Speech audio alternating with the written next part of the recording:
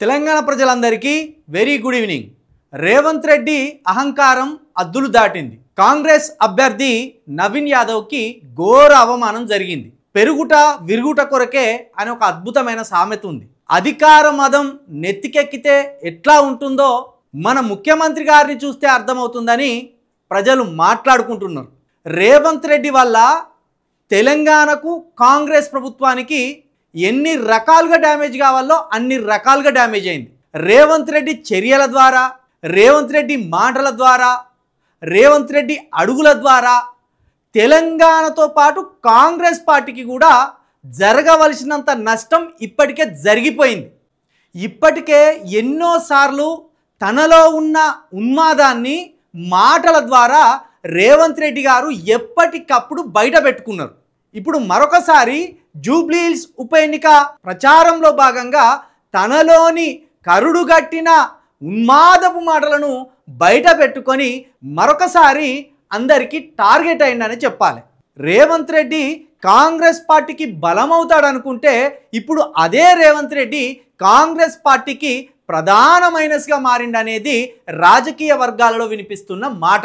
2023 సాధారణ ఎన్నికల సందర్భంగా రేవంత్ రెడ్డి గారు మాట్లాడిన మాటలను ప్రజలు ఇప్పుడు గుర్తుకు చేసుకుంటున్నారు. అన్ని పార్టీలు రెడ్డిల జేబుల్లోనే ఉండాలి అనే మాటలు మాట్లాడి తనలోని కుల ఉన్మాదపు తత్వాన్ని తనకు తానే బయట పెట్టుకున్నాడు. అది చాలదన్నట్టు మొన్నటికి మొన్న నిండు అసెంబ్లీలో జర్నలిస్టులను బట్టలిప్పి కొడతా బిడ్డ అనే మాట జారి మరొకసారి నిండు సభ గౌరవాన్ని అపహాస్యం పాలు చేశాడు. అంతేకాదు మొన్నోసారి జర్నలిస్టుల సభకు వెళ్ళి జర్నలిస్టులను చూస్తే తన్నాలనిపిస్తుంది నాకు అని మరొకసారి తనలోని మాటల ఉన్మాదాన్ని ప్రదర్శించే ప్రయత్నం చేసిండు. ఇప్పుడు ఏకంగా ముస్లింలను కూడా అవమానించి మరొకసారి తన పైత్యాన్ని నిరూపించుకున్నాడని చెప్పాలి. ఇక మాజీ ముఖ్యమంత్రి కేసీఆర్ గారి మీద కావచ్చు, తన కుటుంబం మీద కావచ్చు, తనను వ్యక్తిగతంగా కావచ్చు టార్గెట్ చేసి ఏ విధంగా మాట్లాడతారనేది మనం నిత్యం చూస్తూనే ఉన్నాం. కేసీఆర్ గారికి తనకు వ్యక్తిగత విభేదాలు ఉన్నట్టు, వ్యక్తిగత ద్వేషాలు ఉన్నట్టు, వాళ్ళిద్దరు పగదారులైనట్టు ఎప్పటికప్పుడు కేసీఆర్ గారిని, కేసీఆర్ గారి కుటుంబాన్ని తన నోటి దురుసుతోటి ఎంత అవమానించాలో అంత అవమానిస్తాడు. అయితే ఇప్పుడు ఏకంగా ముస్లింలను కూడా అదే విధంగా అవమానించడం జరిగింది. అసలు విషయంలోకి వెళ్తే సభ ఏంటి అనేది, సందర్భం ఏంటి అనేది పట్టించుకోకుండా రేవంత్ రెడ్డి గారు కేసీఆర్ గారి పేరు తీస్తేనే ఒంటి కాలు మీద లేచినంత పని చేసి పూనకాలతో ఊగిపోతుంటాడు.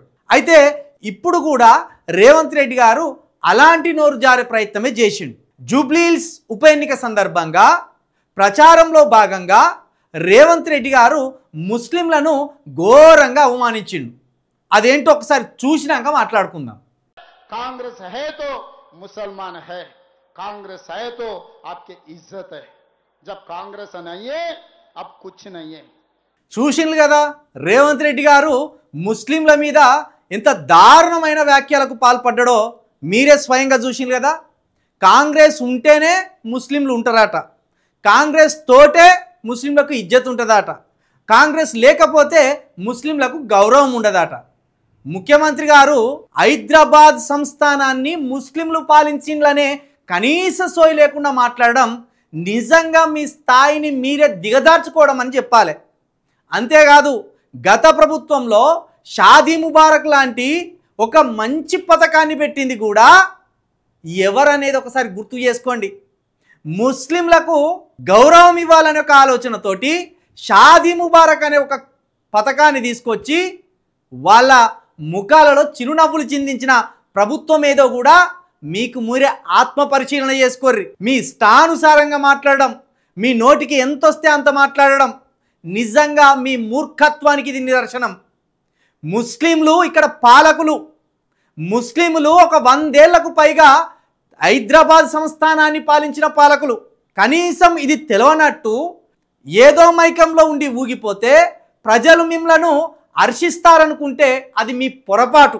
మొన్నటికి మొన్న ఇదే జూబ్లీ హిల్స్ ఎన్నికల ప్రచారంలో భాగంగా స్వయంగా అజారుద్దీన్ గారిని పక్కన పెట్టుకొని అజారుద్దీన్ ఈ దేశానికి వరల్డ్ కప్ తీసుకొచ్చిండని మరో అబద్ధపు ప్రచారానికి శ్రీకారం చుట్టిండు. నీకు తెలియని విషయాలను, నీకు తెలిసిన విషయాలను రెండింటిని కలిపి చెప్పడం అనేది అది నీకే దక్కింది. మరి తెలియక మాట్లాడుతున్నావా, తెలిసి మాట్లాడుతున్నావా, తెలిసి తెలియక మాట్లాడుతున్నావా అనేది కూడా మీకు మీరే ఒకసారి ఆలోచించుకోవాల్సిన అవసరం అయితే ఏర్పడింది.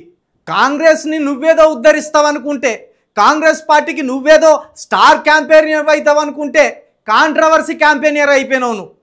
ఎక్కడికి పోయినా అబద్ధపు మాటలు, ఎక్కడికి పోయినా అబద్ధపు ప్రచారం, ఎక్కడికి పోయినా ఉన్నది లేనట్టు, లేనిది ఉన్నట్టు, తెలిసింది తెలియనట్టు, తెలియంది తెలిసినట్టు చెప్పి నవ్వుల పాలవుతున్నావు ముఖ్యమంత్రి గారు.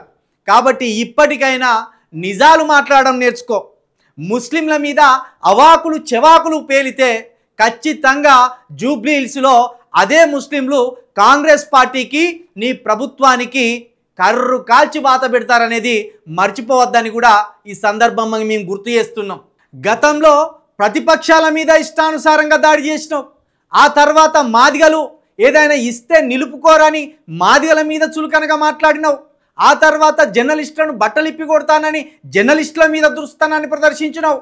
ఇప్పుడు ఏకంగా ముస్లింల మీద కూడా నోరు జారి వాళ్లకు కాంగ్రెస్ ప్రభుత్వం వల్లనే ఇజ్జత్ వచ్చిందని, కాంగ్రెస్ ప్రభుత్వం లేకపోతే వాళ్ళకు గౌరవం లేదన్నట్టు, అసలు వాళ్ళకు ఉనికే లేదన్నట్టు, అసలు వాళ్ళు ఉనికిలోనే లేరన్నట్టు, కాంగ్రెస్ పార్టీనే గర్భం ధరించి ఆ గర్భంలోకి వెళ్ళి ముస్లింలను కన్నదన్నట్టు మీరు చెప్తున్న మాటలు వింటే విద్యావంతులు కాదు చదువుకోనోళ్ళు కూడా పక్కున నవ్వే పరిస్థితి వస్తుంది.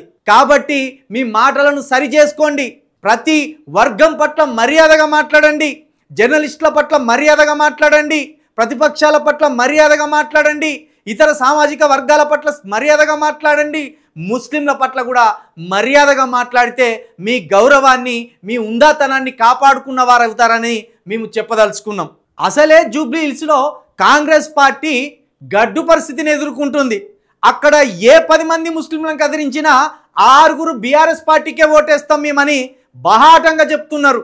బీఆర్ఎస్ పార్టీ వాళ్ళకు చేసిన మంచిని, బీఆర్ఎస్ పార్టీ వాళ్ళకి ఇచ్చిన గౌరవాన్ని గుర్తుకు చేసుకొని మేము బీఆర్ఎస్ పార్టీకి తప్పించి మరో పార్టీకి ఓటేయమని అక్కడి ముస్లిం ఓటర్లు బహిరంగంగా చెప్తున్నారు.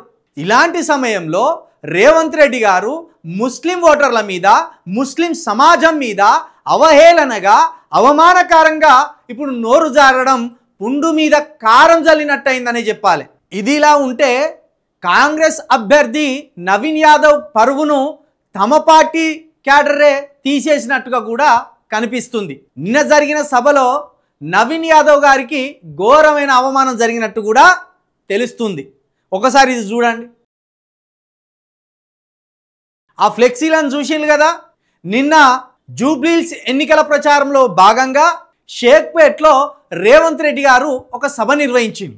ఆ సభకు సంబంధించి అక్కడ కొన్ని ఫ్లెక్సీలను ఏర్పాటు చేసిండ్రు. అక్కడ ఏర్పాటు చేసిన ఏ ఫ్లెక్సీలో కూడా నవీన్ యాదవ్ గారి ఫోటోలు లేకుండానే అక్కడ ఫోటోలను ఏర్పాటు చేయడం నిజంగా చర్చనీయాంశంగా మారింది.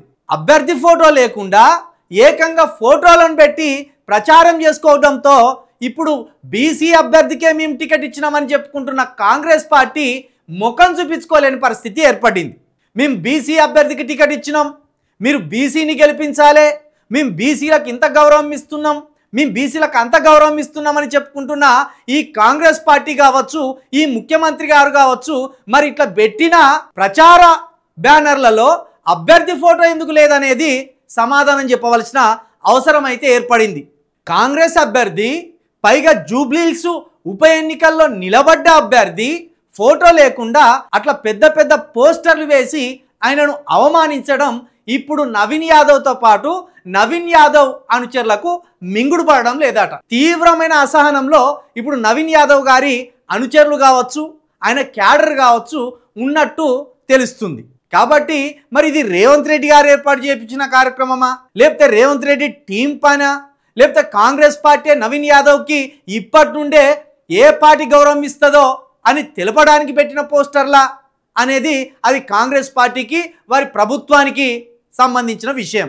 కాబట్టి ప్రజలారా, జూబ్లీ హిల్స్ నియోజకవర్గంలోని ముస్లిం ఓటర్లు మీకు ఏ పార్టీకి ఓటు వేస్తే మీకు గౌరవం దక్కుతుంది, ఏ పార్టీ గతంలో మీకు గౌరవం ఇచ్చింది, ఏ పార్టీ మిమ్మల్ని ప్రశాంతంగా ఉంచింది, ఏ పార్టీకి ఓటేస్తే మీరు ప్రశాంతంగా నిద్రపోతారనేది ఖచ్చితంగా మీరు ఆలోచించవలసిన అవసరం అయితే ఏర్పడింది.